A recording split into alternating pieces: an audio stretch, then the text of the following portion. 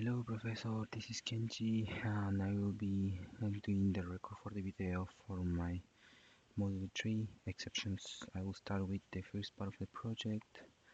Um, so this will be two integers and then do the divisions. So for this project I start doing the scanner, which is a package that allows us to obtain user input, and the input mismatch exception. In our UNMA, I put the create a new class scanner with two integer 1 and 2. So I will ask the user to enter the integer number num1, that is for scan the input, get user input number 2. Same thing, and I am putting here important divisor cannot be 0. If the divisor is 0, it will throw a new arithmetic exception. The divisor cannot be 0. And then I create an instance to print out the division to string. I got the to string that is already put it in here to string, and then it catch. You will do oops, this is an integer, please try again. This is date type. I like cut string, so it will give this error. It catch and gave the message, and it will display. Finally, it will close. In the numbers class, I create private number 1 and 2, and then I create the getters with the constructors, and then the toString is to not print the hash code. Instead of that, print this format. So let's run the code here. Enter number integer, so let's do number 10. Enter second number, cannot be 0, so let's say 7. Oh yes, and one of the requirements was to print 2 decimal places. So in here I add the format for 2 decimal places. I have here the diagram. I will upload this for the assignment. I have the main, which have the scanner, the utility package, the main, this boy, and input mismatch arithmetic expression. It's a noun 1, noun 2, and in private, the constructor, the get 1, 2, noun 2, and to string the concrete method and the throw exception. Following with the part 2 of the project, I have my other code, which is for the password. For the password, the problem statement is create your account. I'm sorry. So for this one, I am creating the application with the handle username and password gathered, and after that, for certain rules that I have created, you will have to follow. Here, for example, username should start with BCS, which stands for Valencia College Student, and minimum plus 5 characters. Cannot contain, and the password cannot contain spaces, not the following characters, X and Y. So basically for this one, create account app, password verify, and password verification have been created.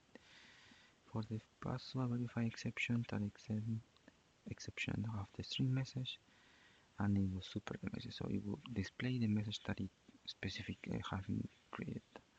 The password verify, I create a username and password for string and private, and here have to put the username is correct. So if it's correct, username have to be at least, and start with BCS, upper scale, lower scale, and that for the password is correct. If does not include XY, right? And then password verify. It is a constructor, username, and password, and it shows password exception. If it's empty, cannot be empty. Remember I put that one too. Is username.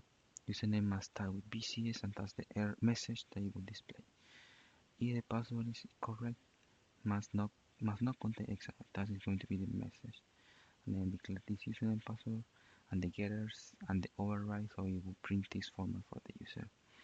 In the create account, basically I put the 4 accounts that is going to be collected, the array that is going to create a password verify user try, password verify accounts.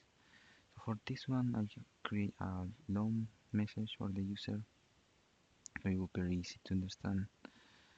I am looping the accounts, which is four accounts here, and increasing one by one. So first it will try ask the user to enter the username and the password in scanner, and then it will include that into the array. So first it will try to catch attention and the message. So if it's incorrect, it will reduce, so it won't count as one of the count.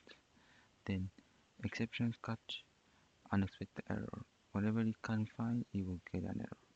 Finally, it will print every time account has been entered to the records, and then print out data record, and it will print out all the records. User tries integer, sorry, and it will close. So basically, I will run the program so we can see how it works. Boom. So that's the explanation for the user. Imagine I start PCS, which is the requirement. Kenji goes password. So since this is correct, it will count as one of the tribe. And that upper scale, but this time we'll do four letters, four numbers, and then password. So it will give you user must start with BCS and 5 more characters. So this was only 4. Let's try now BCS 1, 2, 3, 4, 5. But now do the password with X, and then the password must not contain nor X and Y. So this is a functional account creator, and since it didn't count, it's just 1. The first try only count. This didn't count.